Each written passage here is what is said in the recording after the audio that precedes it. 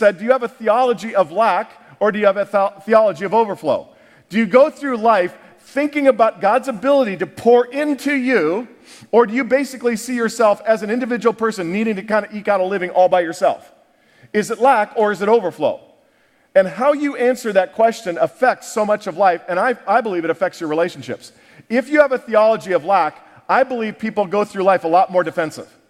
Because if you don't have abundance, if you don't have things to give away, if your heart isn't full, you tend to protect what you have, even emotionally. You don't put your heart out there because you're afraid it's going to get broken and never be able to be healed again. You're more skeptical of people. You're more reserved. You can't be as generous with people because you're watching out for number one. But if you have a theology of abundance, in other words, God is up there and He has abundance, and at any point He can pour into your life more. He can fill you up. He can complete you. So you're everything that He made you to be. You now can be more generous.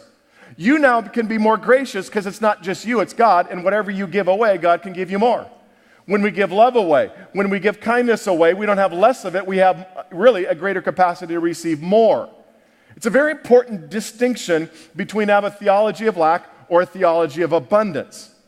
Now, I say this frequently, but it's a really important thing. I believe the theology on Sunday affects your behavior on Monday. And so that's why we need to not just talk about the principles of the Bible, which we will. We'll even do that in this series. But behind the principles of the Bible is a theology.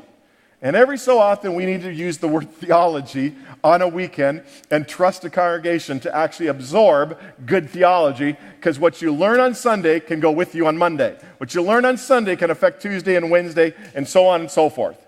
In fact, I want to take you to a verse